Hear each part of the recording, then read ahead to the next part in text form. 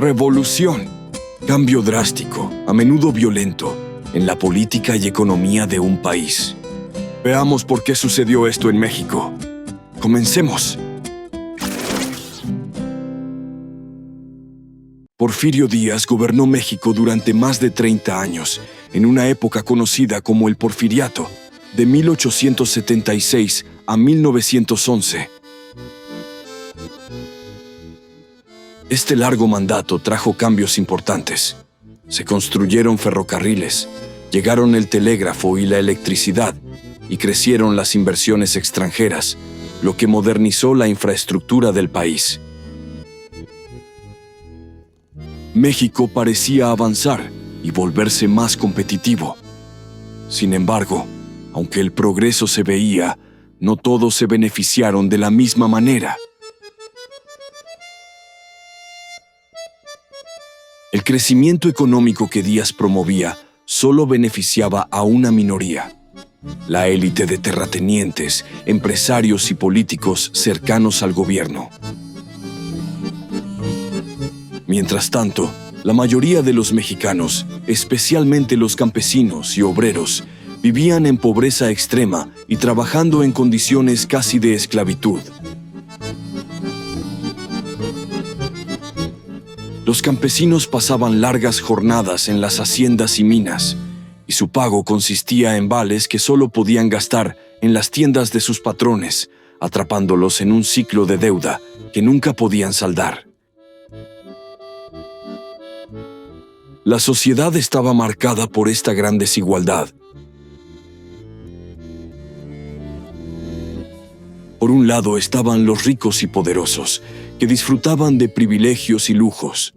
Por el otro, una mayoría trabajadora que sufría abusos y carecía de derechos. Aunque había descontento, cualquier intento de protesta era rápidamente reprimido por el gobierno y el ejército, quienes aseguraban que todo siguiera bajo el control de Díaz. Para mantenerse en el poder, Porfirio utilizaba tácticas autoritarias. Las elecciones se manipulaban a su favor y cualquier voz opositora era silenciada. Sin embargo, en 1908, durante una entrevista, Porfirio Díaz hizo una sorprendente declaración. Dijo que ya se sentía cansado de tanto poder y que México debía prepararse para un nuevo líder. Sus palabras despertaron la esperanza en muchos que soñaban con un cambio. Y, sin saberlo, Díaz estaba abriendo la puerta a una nueva etapa de la historia del país. Suscríbete. Francisco Ignacio Madero fue un hombre con grandes aspiraciones para México. Proveniente de una familia acomodada, tenía una visión progresista y democrática, y además creía en el espiritismo.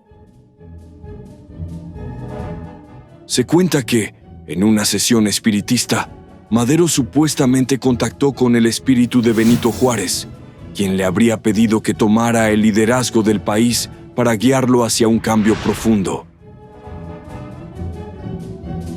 Esto se convirtió en una misión que Madero asumió con seriedad.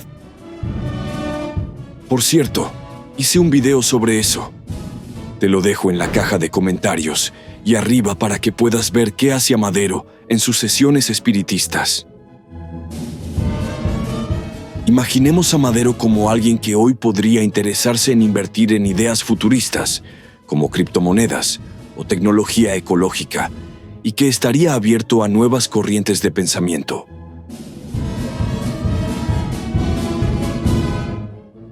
Su confianza en la gente era tan profunda que a veces lo volvía un poco ingenuo, y esto, sumado a su desconexión con la realidad de los más pobres, sería una de sus grandes debilidades.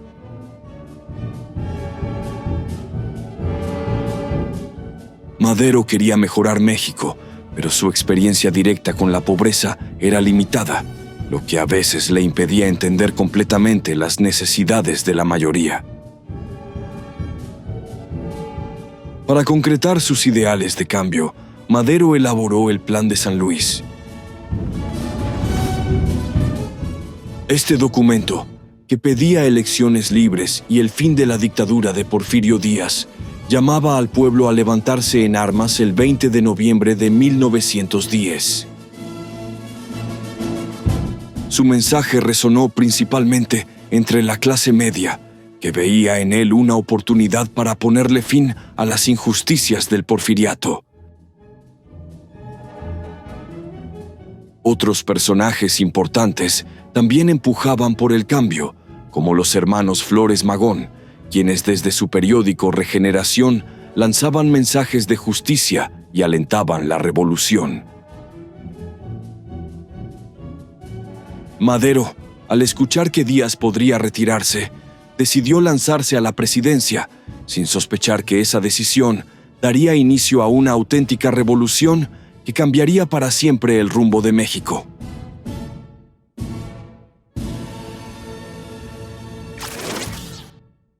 Dale me gusta.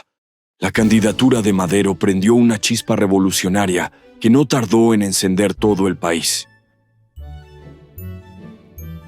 Ante su intención de cambiar el rumbo de México, Porfirio Díaz reaccionó rápidamente, acusándolo de traición y encarcelándolo.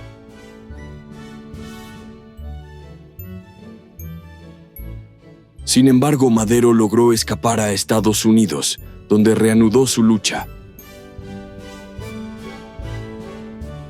Mientras tanto, en México, campesinos y obreros, agotados de décadas de explotación, comenzaron a organizarse y a hacer suyo el llamado a la revolución. Líderes como Emiliano Zapata en el sur y Pancho Villa en el norte se unieron al movimiento, cada uno con su propio objetivo. Zapata, conocido por su lema «Tierra y libertad», luchaba por devolver las tierras a los campesinos y corregir siglos de abusos a los pueblos indígenas. Villa, por su parte, buscaba justicia social para los más pobres y oprimidos, soñando con un país donde todos tuvieran una oportunidad. A esta causa se sumó Venustiano Carranza, gobernador de Coahuila, quien, al ver la opresión y el poder militar de Díaz, decidió ponerse del lado de la revolución. Curiosamente, los revolucionarios usaban armas compradas en Estados Unidos y, de forma irónica, los mismos ferrocarriles que Díaz había construido para modernizar México se convirtieron en el transporte principal de las tropas insurgentes, facilitando la expansión del conflicto por el país. Finalmente, la presión de los revolucionarios obligó a Díaz a renunciar. Se exilió en Europa y pasó sus últimos años en París, donde murió lejos de la tierra que gobernó por tanto tiempo. Pero, aunque el primer objetivo de la revolución era derrocar a Díaz, lo cual se logró, el camino de México apenas comenzaba.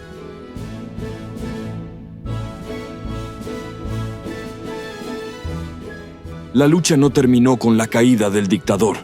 Pronto surgieron tensiones entre los líderes revolucionarios, cada uno con su propia visión para el país. La Revolución Mexicana no tiene una fecha de finalización claramente definida.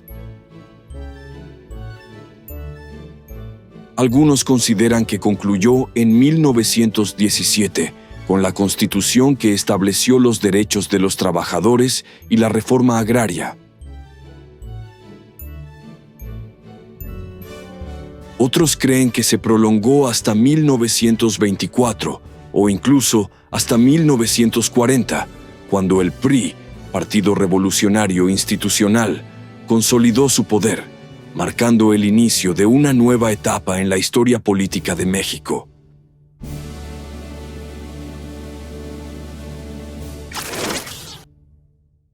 Comenta. La Revolución Mexicana también afectó profundamente a aquellos que no querían participar en el conflicto. En estados como Chihuahua, muchas familias se vieron obligadas a huir. Si alguien no se unía a los revolucionarios, era etiquetado como traidor, y lo mismo ocurría con quienes no apoyaban al ejército, quienes también enfrentaban sospechas de ser rebeldes. Esto obligó a miles de personas a vivir en constante movimiento, sin hogar ni acceso a la educación. Las mujeres, especialmente, vivieron una realidad dura. Las famosas Adelitas, aunque algunas apoyaban la causa, muchas veces no tenían otra opción que unirse a las tropas. Se sabe que Villa y otros líderes obligaban a hombres y mujeres a unirse a su ejército, y quienes se resistían podían enfrentar represalias extremas, incluso masacres. La situación de los derechos de las mujeres estaba muy rezagada y los abusos eran frecuentes.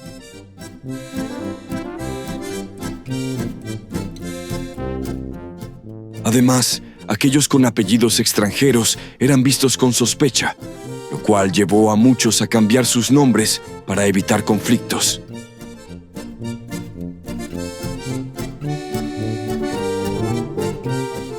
Hermila Galindo fue una de las pocas mujeres que luchó abiertamente por la igualdad, impulsando derechos como la educación sexual y la laica, aunque sus ideas no fueron reconocidas en la Constitución de 1917.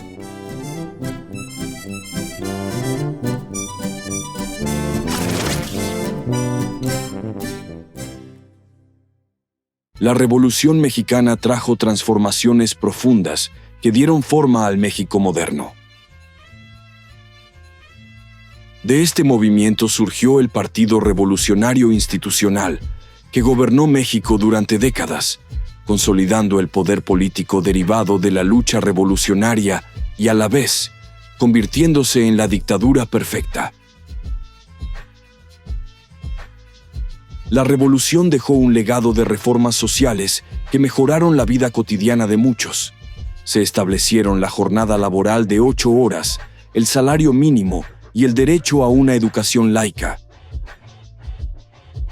También se logró la separación entre el Estado y la Iglesia, y los ejidos devolvieron la tierra a los campesinos, sentando las bases para un sistema agrario más justo.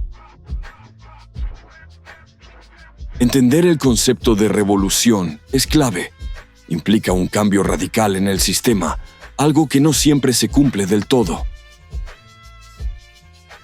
México vivió un proceso revolucionario que marcó un antes y un después, aunque a veces una transformación gradual puede ser más duradera que un cambio repentino. Estos procesos necesitan tiempo, esfuerzo y respaldo social para sostenerse. La historia es cíclica. Lo que hoy parece estable puede volverse, con el tiempo, el objetivo de nuevas demandas de cambio.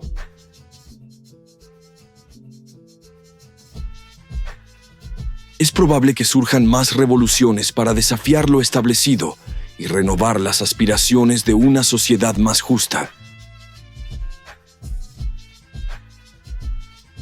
Porque al final, la historia la hacen los que ganan, aunque solo cuenten lo que les conviene y a veces cambien un poco los detalles.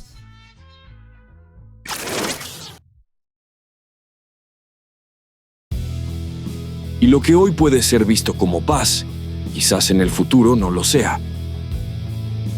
Te dejo aquí el documental que hice sobre un soldado que viajó en el tiempo y cómo quería detener una guerra en el año 2036. Te invito a que pulses en el video que te dejo aquí. Hasta la próxima.